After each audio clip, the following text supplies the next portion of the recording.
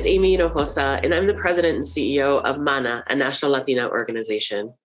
MANA is a national grassroots membership organization with chapters, individual members, and affiliates across the country. MANA contributes the leading Latina voice on many of the major issues in the public sphere, particularly in the areas of education and tech access, health equity, financial literacy, equal and civil rights, and immigration reform.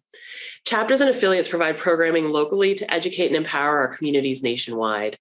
Our mission and values are rooted in serving the community through leadership development, community service, educational workshops, mentoring the next generation of leaders, and building the structures to support continued Latina success. As someone who grew up in rural Texas, I'm all too familiar with the challenges associated with rural access and adoption. And those challenges have only magnified as a result of the pandemic and the absolute need for youth and families to be connected to work, school, health, and other critical information. We're honored to have Edyael Casaperalta, Senior Policy Advisor at USDA, to talk about how the Biden administration is tackling these challenges and how community-serving organizations can access the resources available to meet those needs. And stay tuned afterward for a very special Fireside Chat with FCC Commissioner Brendan Carr and Native American leader Godfrey Enjady. Hello, HTTP Digital Inclusion Summit. It's a pleasure to be here with you. My name is Edyael Casaperalta, and I am a Senior Policy Advisor at the Rural Utility Service in the Department of Agriculture. The Rural Utility Service provides funding to entities that step up to offer basic infrastructure services to rural communities. We offer loans and grants to fund water, electric, and broadband service in rural areas. And we partner with private rural carriers, nonprofits, tribes, cooperatives, and municipalities. We have 4 different programs focused on expanding broadband service and 1 program focused on equipment for telemedicine and distance learning. I want to highlight our Reconnect program, which funds broadband infrastructure. In the 3rd round of the program, which just closed, we offered over $1 billion in funding with $700 million in grants alone. Reconnect received almost $2 billion in the bipartisan infrastructure law to continue to help close the digital divide. Please reach out to RUS to learn more about upcoming Reconnect funding rounds and other funding opportunities. Also, RUS has telecommunications general field representatives in each state that can help guide you through our programs and funding applications. We've provided HTTP with links for more information. Thank you for your leadership in closing the digital divide and ensuring rural communities are connected. Thank you so much to HTTP for the opportunity to join you for this year's Digital Inclusion Summit. It's a tremendous honor for me, and I'm great to be joined here with my good friend Godfrey. I'll introduce him shortly in more detail, hopefully. This is a real opportune time for us to be discussing digital inclusion. Those of us that work at the FCC, those that are put their life's blood, sweat, and tears into building out internet connections like Godfrey have been committed to this cause for a very, very long time. But I think for the first time in history, we have the federal dollars and the federal backing to truly and finally fully bridge the digital divide. So for my part, I want to introduce myself. I'm Brendan Carr. I'm one of the commissioners at the Federal Communications Commission. I've been there since 2017 as a commissioner and earlier started at the FCC as a staffer back in 2012. So I'm almost a lifer now, been there for about 10 years. And the reality is, the story of bridging the digital divide is a mixed one. There's a lot of communities where we've made tremendous progress. We're getting high-speed fiber built out, new connections built out, and that is a really, really good thing to see. At the same time, if your community is down the street or on the other side of a county from where that progress is being made, then it means very little to you that work is going on. And so we're not at a situation where we're raising the mission accomplished flag by any stretch of the imagination. But we do have some really good initiatives underway that I wanted to bring to your attention. One is we've really engaged in unprecedented work in the last year to address the affordability portion of the digital divide. After all, there's many components of the digital divide. One is access to infrastructure. Another is affordability. There's a whole other set of issues of making sure that people understand what the internet means to their daily life, and so that they actually take the time to get onto the internet and realize the benefits. So we've got a new range of low-income programs. It started as an emergency broadband benefit program. It's now an ACP program, which provides a pretty substantial discount on monthly internet service for a broad range of low-income families. We want to be sure to spread the word about ACP, get people enrolled in that program, signed up for the program. It also can come with a one-time stipend funding to get a connected device as well. So I'm really proud of the work that the FCC has done standing up. The reality is we've had low-income programs for a while, including Lifeline, which has done some good work. But the truth is the relatively low $9 subsidy of Lifeline wasn't really giving people that great of a program. And so the additional funding that we have from ACP, the additional discount, I think and I hope is getting people much more robust service. So that's some of the work that we're doing at the FCC. We got to continue to get more spectrum out there in order to make sure that providers have the airwaves that they need to connect communities. We got to make it easier to build internet infrastructure. We've got to be addressing this low income issue. More broadly, when you look at hundreds of billions of dollars that have been made available for internet infrastructure, we have to make sure that we prioritize the communities that have nothing today, that have 0 megabits per second. You know, it's great to get people a second, a third, a fourth high-speed internet option. I want to see that happen. But when we have these limited federal dollars, we need to put those dollars in the communities that are still stuck on the wrong side of the digital divide. We have money left over. We can then talk about helping to get additional competition in existing areas, but we need to coalesce as a policy matter around driving those dollars to the truly unconnected, because we have a unique opportunity. If we get the right policies in place, truly, we have the dollars at this point to end the digital divide, and shame on us if we don't do the work necessary to make that happen. In my time on the FCC, I've tried to spend a lot of time outside of DC. I think there's no better way to understand the challenge than doing that. I've been to the Pine Ridge Indian Reservation and seen firsthand some of the fiber that's getting built out there. I've been to the Coeur d'Alene Indian Reservation and met with tribal leaders there, specifically to talk about the ACP program and make sure that we're making it easy for people to get involved. I've been to the Mescalero Apache Reservation with Godfrey and learned a lot on that visit. When we talk generally about the work we need to do to bridge the digital divide, you know, that is nowhere more important than when it comes to tribal lands. That's a place where, frankly, we're just too far behind, even remote, rural, and other parts of the geographies. Tribal is too far behind. So I hope that we're making some progress there. And with that, I want to turn it over to Godfrey. As I mentioned, I first met Godfrey on various, tribal meetings that we've held together, but got a chance to spend time with him in his community in New Mexico, and got to see how beloved he is in that community. And I think it's more than just the fact that he brings internet connectivity to people. I think the type of person he is part of why he's such a beloved member of that community. So with that, I'm happy to turn it over to Godfrey to offer a couple remarks, then we can have a bit of a back and forth. Commissioner Carr, you're too kind. Let me tell you, it's been a pleasure working with you and the rest of the commissioners, especially in DC, when we come out to talk to you guys and be able to make at least let you know what's happening in any country. Digital inclusion is one of the things that's dear to our hearts. I guess that's a newer name for the digital divide for any country. I guess that's one of the things that you can look at. But for myself, I've been at Maddie for 21 years. We've been in existence for that long of a time. I come from the industry. I came from a company called Contel, GTE, and then Verizon. So that's where my roots are. So I've been working and came back to the reservation to help build a company. We're a little bit ahead of the game, especially for tribal telcos. We're a little bit ahead of the game. So we've had broadband available for the community for quite a long time. But digital inclusion, getting everybody on the same page has been tough. Let me tell you, that's one of the things that has been tough for a lot of nations, especially leadership on tribal nations, trying to figure out how to best use all this new angled technology that they claim it is. So that's one of my jobs there on the Mescalero Apache reservations. You got to come out and see it. We're more ahead of the game, especially when you were there to see the telemedicine that was being used, pretty much all the other inclusion.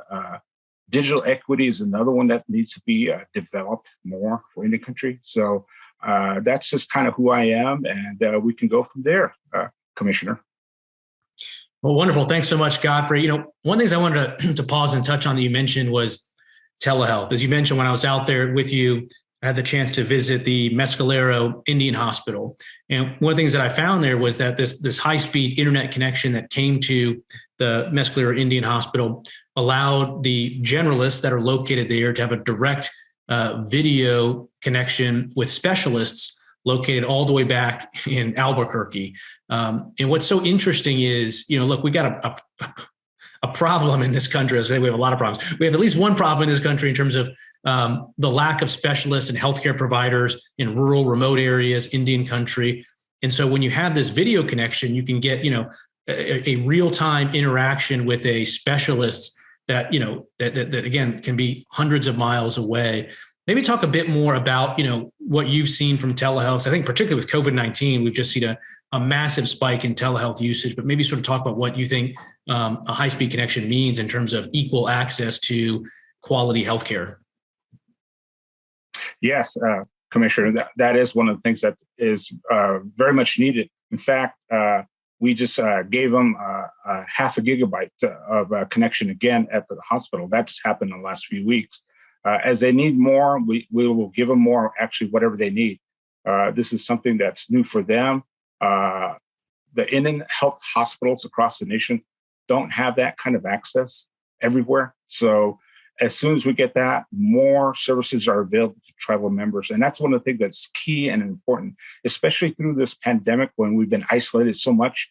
A lot is needed, especially when you saw that, the specialists that were there to talk through a lot of people's problems, being able to having not to go out there and travel from Albuquerque. It's about 210 miles. So a round trip in one day to go there, that you lose almost over half a day just trying to take care of one patient. But if they're able to do that throughout the state of New Mexico, they could do quite a few things and they have a full roster of patients they can work with rather than having to travel that distance, having to take somebody to Albuquerque. It's not feasible.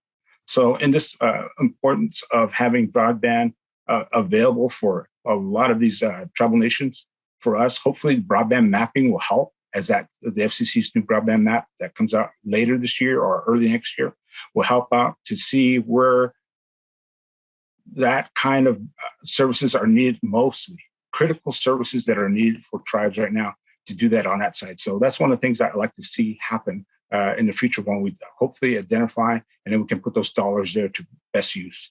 Yeah, I mean, you mentioned again, the how it's basically impossible to travel the hundreds of miles to get specialist care, either financially or just transportation in the winter. It can be very difficult. And also there's a cultural element there. I mean, I remember being up in Utqiagvik, Alaska, the most northernmost community in the country, and there's a small airport there. And I was just sort of chatting up different people that I met in the small airport there. And I was talking to one woman about what we were doing there and the FCC and our support for telehealth.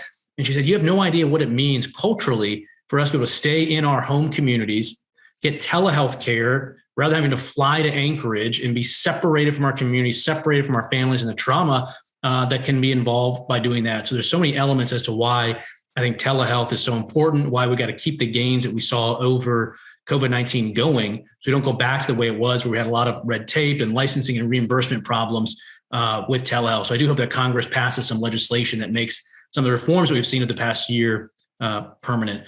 The other issue that I saw with you and many other places is we had a chance to visit the Mescalero Apache school, and they also had gotten a high-speed internet connection. When we were there, you took me around to some of the classrooms, and we got to talk with some of the students there. I remember there was one in particular that stood out to me, a young woman named Lana, and she had learned through the internet and through the lessons that she could download through that internet connection how to code. And she showed me basically a little mini robot that she coded herself.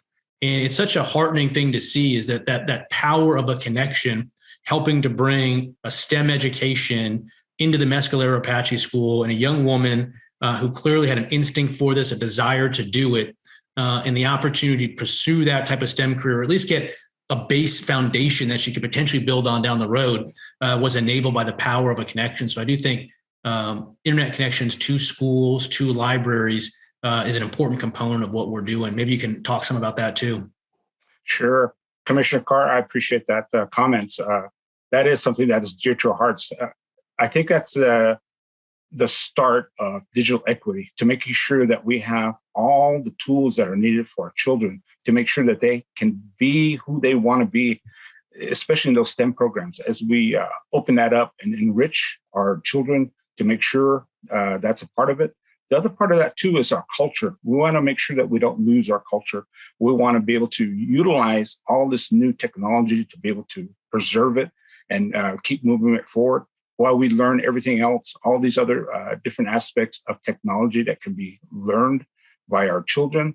Those are some of the things. So there's going to be a little bit of a give and take to do that, to preserve that, but also we want to be the best that we can.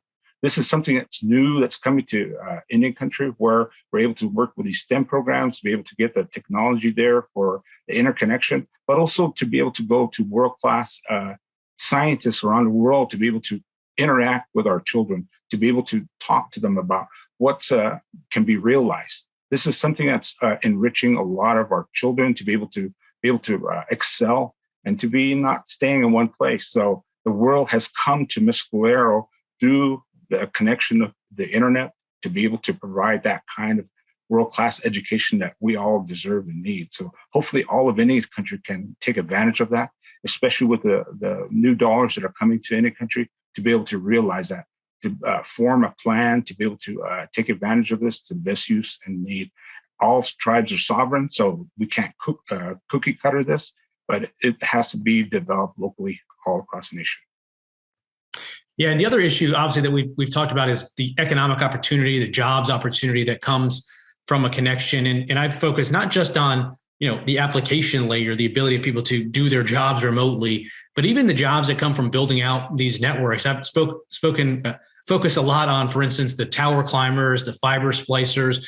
And the reality is we are way short on this country in terms of the workforce that we need to complete, whether it's our 5G build or our wired builds, and let alone when we've got these hundreds of billions of dollars coming down the pipe for infrastructure builds, we're going to have more money in more ability to fund projects than we are going to have a workforce in place to actually complete those projects. One thing I've been trying to do is look to community colleges and other ways of creating on-ramps into this industry, whether it's for tower climbers, where we got to add about 27,000, or fiber splicers. Maybe talk a little bit about, do you have challenges at your business with filling those roles? Do you see ways that we can do a better job of attracting people into the workforce of actually building out these networks? Commissioner Carr, thank you for that question. I believe workforce development is one of the key elements of to be successful in building out your own ISP or telecom. One of the key things that's needed there is sustainability funding for the operation to be able to put those dollars into the workforce and be able to develop it to what you need. There's going to be so many needs, not just tower climbers and splicers, but also IT development, especially maintaining the network, making sure that all the elements of the network are working properly, making sure that we're secure. Cybersecurity is one of the major things that could take us down, and we stay right on top of that to maintain that. But it takes dollars to train these people and to make sure that the networks are going. One of the first things when I started was to be able to enlist people from the industry that have retired to mentor a lot of our people here in Mescalero as we first got started. That kind of helped us hit the ground running, and we're able to get things going. But at the same time, on-the-job training was one of the things that kind of helped us out to be able to get this thing going at the very beginning. I don't know if that concept can still work today, but hopefully it can if we can get some retired people that would help out our tribal nations. That portion of workforce is needed. Like you said, thousands and the thousands of people that need to maintain these networks. A lot has to be done there, but hopefully through sustainability funding, where tribes can rely on that. A lot of tribes are not very rich. We all don't have casinos. We all don't have whatever it is that brings in the funds. So they're trying to use their general funds to try to pay for a lot of this. But if they can get relief through USF or congressional appropriations, that's one of the ways that we can help out and make sure that we ensure that all the dollars that were invested on tribes to build out their networks, that it stays intact and keeps moving forward for the benefit of all tribal nation people. Yeah, that's right. Maybe switching gears some to the policy side. I talked a little bit about this at the open, but we do have this influx of dollars that are going to come to the state level, to the tribal level. And from my perspective, there's some mixed news there. I think at the federal level, I would have liked a little bit more guardrails on those dollars to make sure that they're going to the completely unserved areas, because it allows them to be used to overbuild existing networks. And we can have a whole debate about whether that's good policy or bad policy. I tend to think it's not good policy. But maybe from your perspective as well, are there any sort of rules of the road, guardrails, for how you're going to approach the influx of these dollars and how you think the government should prioritize? For instance, there's a little bit of a debate about, do you go 100% fiber, or do you leave room for fixed wireless, for instance? And I tend to think that we need to leave at least a little room for fixed wireless, in part because of the time component, which is to say, basically over a weekend or a week or so, you can put up a new fixed wireless site and effectively serve hundreds of families with pretty good high-speed service, versus building fiber to all those families could potentially be a years-long endeavor. Now, of course, we want to get fiber out everywhere we want to go, but I was up in North Idaho and saw that basically over the weekend they put a fixed wireless connection up and got high-speed service to people, and it would have been a multi-year process to get fiber. So I do think that we got to be balancing the idea that, fiber is a gold standard. Let's put it everywhere we can, but we can't leave people on the wrong side of the digital divide, for too long, waiting for that fiber. And maybe fixed wireless can be something in the interim at a minimum. I don't know if you have thoughts about that or other sort of policy ideas as we look at trying to implement these federal dollars. Commissioner Carr, thank you for that question too. That is something that's needed. Especially, I'm appreciative for your support for the spectrum that any country received, the 2.5 gigahertz spectrum. A lot of people have utilized it and put it to work. But I believe in order to meet some of the higher demands for speed, I think more spectrum needs to be available for tribes to be able to use in that realm. So to beat some of those needs, I think it can happen. Fixed wireless is something that's it still is in infancy, but it's really garnering good numbers.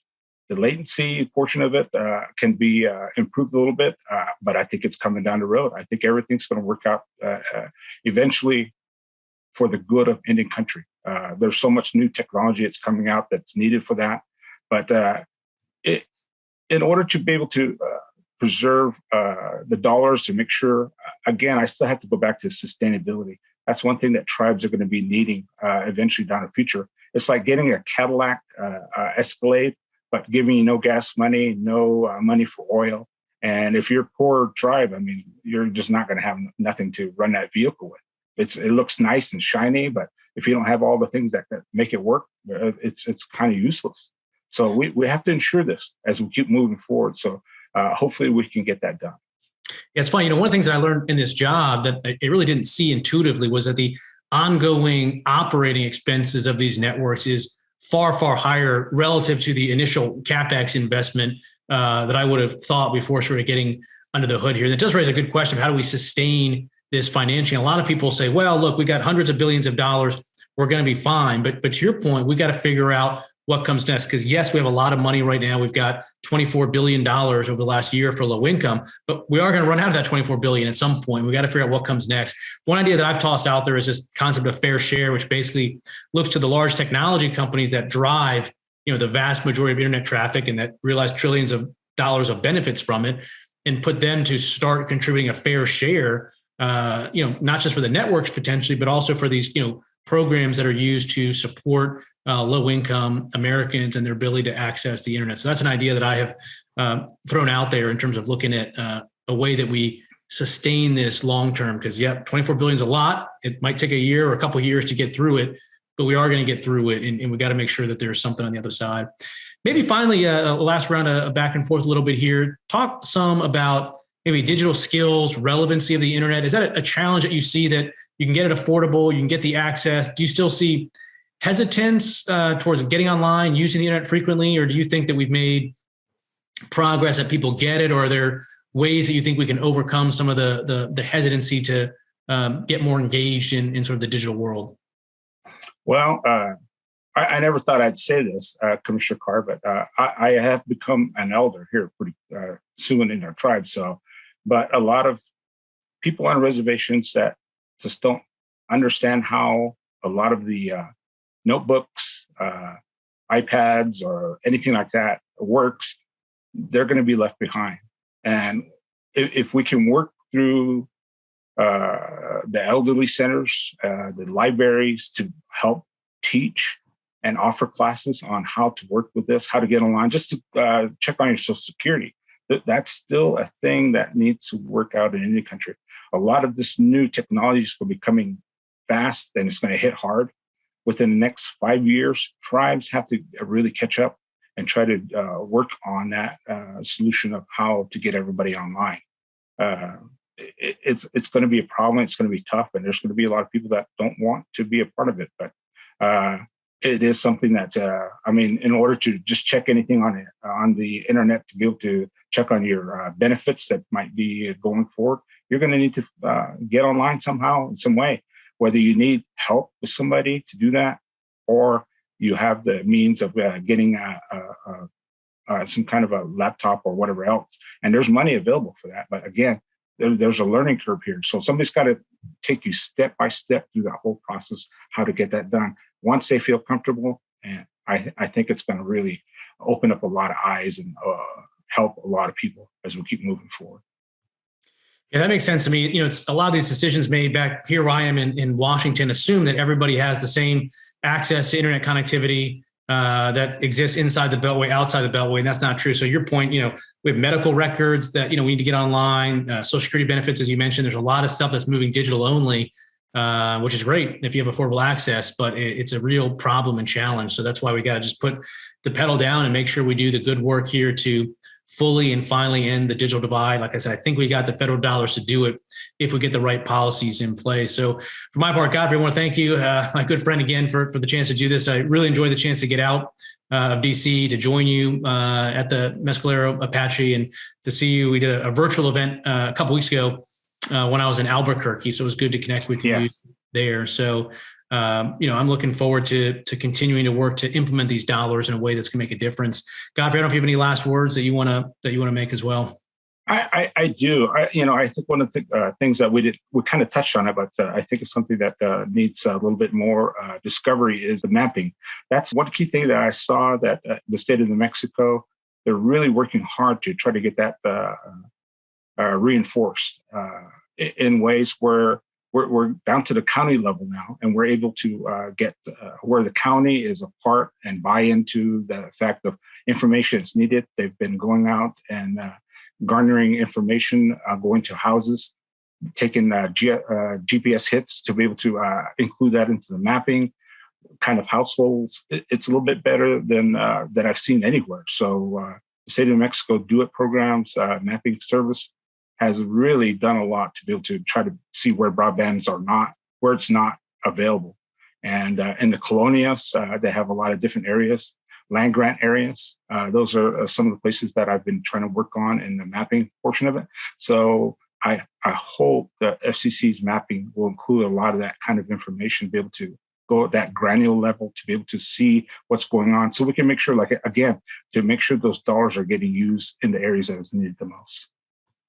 Yeah, no, you're exactly right. We've had these maps at the federal level, these broadband maps at the FCC, which frankly were just terrible. I mean, they were okay when they started, but they just weren't fit for the purpose that we ended up relying for them on, which is where is there affordable or at least quality high-speed internet, where is there not? We got an influx of funds from Congress right around January 2021 to get those maps done. We're still working on them, but we got to just accelerate our work on that, because when we get those accurate, new, updated maps in place, to your point, that's going to identify the areas that have internet, those that don't. And then that's going to be the key information for driving this funding. So I think we got to be very careful spending these broadband dollars before those maps are done, because we could err on the side of, inadvertently sending those dollars to places that already have service. So for my part, I really want to thank HTTP again for the chance to join you at the Digital Inclusion Summit. Appreciate the chance to connect with Godfrey, and we're going to keep working until we, get this job done of bridging the digital divide. So thank you so much. Hello again. As we have heard today, achieving our digital and universal access goals, along with affordability and adoption, requires being thoughtful. It requires being intentional, and it requires collaborative action from private industry, civil society, regulators, and policymakers on both sides of the aisle. This is especially important in rural and historically unserved communities across the United States. Please join me in Representative John Curtis, who has been advocating for more public and private investment to upgrade infrastructure deployments and boost competition and assist in closing the digital divide in both rural and urban areas. Hi, I'm Congressman John Curtis, and I'm really pleased to take a moment as part of the Digital Inclusion Summit. I'm coming to you from my home in Provo, Utah, where we all enjoy access to gig speed or sometimes even better at very reasonable prices. But my district stretches all the way down to the Four Corners region of Utah. And I have portions of my region, of my district, that actually don't even have running water or electricity. You can imagine the challenge of getting internet service into these locations. I'm so pleased that Congress, on a bipartisan basis, has acknowledged the importance of this. At the same time, I realized that Congress doesn't even understand the difficulties of reaching some of the parts of my district and have made it difficult with some of our procedures. And it's, for instance, difficult to permit across public lands. So I join you in the goal of getting to everybody across this great country and giving them good access to internet. It's so important for education, for healthcare, for business, and sure appreciate everybody's efforts. Best to all of you. How good are you at spotting fake news or seeking out accurate, relevant, and trustworthy information? This is actually a really important skill for the future of work. It's called digital discernment. As we spend more of our time in digital spaces and start working more closely with technologies such as artificial intelligence, the amount of digital data and information that's going to be thrown at us is only going to increase. So being able to seek out reliable and verified information is going to become even more important. So here's what digital discernment skills look like in practice. Comparing how headlines differed from two different media sources. Checking the sources of information. For example, was this just written on social media so it doesn't have any editorial standards? Or asking questions like, is there a reason why an algorithm fed me this piece of information in particular? Digital discernment is a key skill for the future of work, and I'm going to continue to share more on skills for the future.